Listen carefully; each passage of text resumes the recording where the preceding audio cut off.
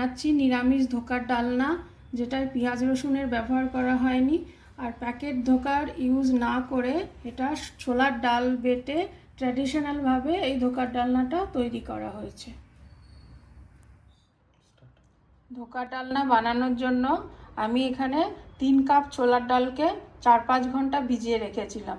ডালটা আমার খুব ভালোভাবে ভিজে গেছে। এবার মিক্সার গ্রাইন্ডারের মধ্যে বেশ কিছু কাঁচা লঙ্কা দিয়ে আমি ডালটাকে পেস্ট বানিয়ে নেব।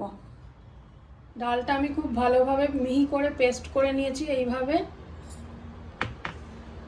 একটা ফ্রাই প্যানে আমি কিছুটা সর্ষের তেল দিয়ে নিলাম, 2 চামচ মতন। তেলটা গরম হয়ে গেছে। এর মধ্যে আমি কালো জিরে ফোড়ন দিলাম, একটু গোটা জিরে ফোড়ন দিলাম,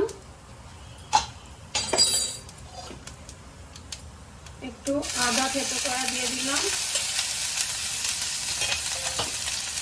আর জলে ভেজানো হিং দিয়ে দিলাম। আদাটা আমার কষানো হয়ে গেছে। এবার এর মধ্যে আমি হলুদ দিয়ে দেবো আর নুন দিয়ে দেবো।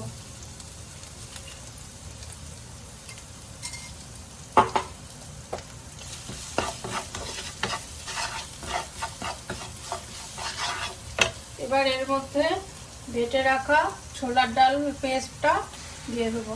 তারপর ভালো করে এটাকে শুকিয়ে নিতে হবে। ছোলার ডালটাকে কিন্তু খুব ভালোভাবে শুকোতে হবে, আর এটা যতটা সম্ভব কম জল দিয়ে পেস্ট করতে হবে, তবেই ধোকার ডালনাটা ভালো হবে। যদি আপনাদের আমার ভিডিও ভালো লাগে তাহলে লাইক, শেয়ার, কমেন্ট এবং সাবস্ক্রাইব করে দেবেন। আমার এটা দেখুন ভালো করে শুকনো হয়ে গেছে। এবার আমি এটা একটা স্টিলের থালার উপর তেল লাগিয়ে তারপর এটাকে সমান করে রেখে দেব। আমি একটা এরকম থালা নিয়ে নিয়েছি স্টিলের। এবার এর মধ্যে একটুখানি সর্ষের তেল দিয়ে সর্ষের তেলটা স্প্রেড করে নেব।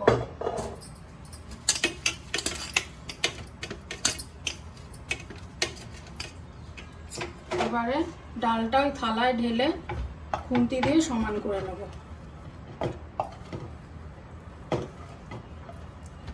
আমি হাত দিয়ে চেপে চেপে পুরো জিনিসটাকে সমান করে নিয়েছি। এবার এটাকে আমি শুকোতে দেবো 1 ঘন্টা মতন। এটা খোলা হাওয়ায় রাখতে হবে, পাখার নিচে রাখলেও পারেন। ছোলার ডালের পেস্টটা পুরোপুরিভাবে ঠান্ডা হয়ে গেছে আর শক্ত হয়ে গেছে। এবার এটা আমি কেটে নেব বরফির আকারে। এবার এটা বরফিগুলো আমি এক এক করে তুলে নেব এইভাবে। এই যে এইভাবে আমি সমস্ত বরফিগুলো তুলে নেব। এই যে বরফিগুলো এইরকম দেখতে হবে। সমস্ত বরফিগুলো আমি কেটে তুলে নিয়েছি। এবার আমি এগুলোকে তেলে ভাজবো। কড়াইতে আমি সর্ষের তেল দিয়ে নিয়েছি। আমি পুরো রান্নাটা সর্ষের তেলেই করব।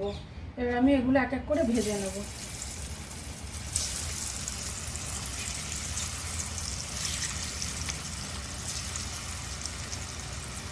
ছোলার ডালের বরফিগুলো আমার ভাজা হয়ে গেছে। আমি প্রত্যেকটা বরফি এরকম লাল করে ভেজে তুলেছি। এর মধ্যে গোটা জিরে ফোড়ন দেব, দারচিনি আর ছোট এলাচ ফোড়ন দেব, তেজপাতা ফোড়ন দেব। তারপর এটাকে একটু নাড়াচাড়া করব। এবার আমি আদা বাটা দেব।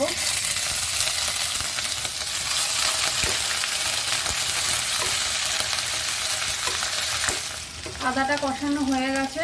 এবারে আমি একটা বড় টমেটো পেস্ট করে রেখেছিলাম মিক্সার গ্রাইন্ডারে, সেটা দিয়ে দেবো এর মধ্যে। আবার মশলাটা কষাতে থাকবো। এর মধ্যে আমি পেঁয়াজ রসুনের কোনোভাবে ব্যবহার করিনি। এটা সম্পূর্ণ নিরামিষ ধোকার ডালনা। টমেটোটা অল্প কষানো হয়ে গেছে।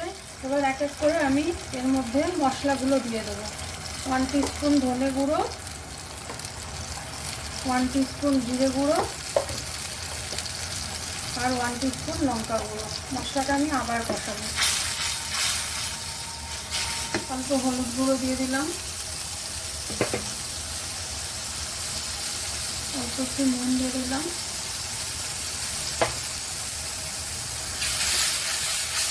মশলাটা আমার কষানো হয়ে গেছে। এবার আমি গ্যাসের আঁচটা কম করে দিয়ে এর মধ্যে টক দইটা ঢালবো। অল্প একটু জল দিয়ে দেবো যাতে দইটা কেটে না যায়।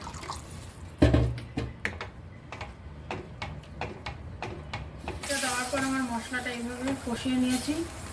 এবারে আমি কাজু পোস্ত একসাথে বেটে নিয়েছি। এখানে 5টা কাজু আছে আর 1 টেবিল স্পুন পোস্ত আছে। এটাকে আমি মিক্সিতে পেস্ট করে নিয়েছি। এবার এটা আমি এর মধ্যে দিয়ে দেবো। ঝোলটা আমার ফুটে গেছে। এবারে এর মধ্যে আমি একটুখানি চিনি দিয়ে দিলাম টেস্টটাকে ব্যালেন্স করবার জন্য। এবার একে একে আমি বরফিগুলো এর মধ্যে ছেড়ে দেবো।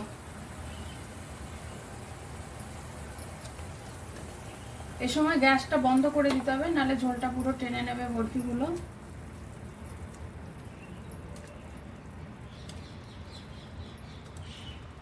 ঝোলটা কিন্তু এত পাতলা থাকবে না। আমি একটুখানি ঘি দিয়ে দিলাম আর চেরা কাঁচা লঙ্কাগুলো দিয়ে দিলাম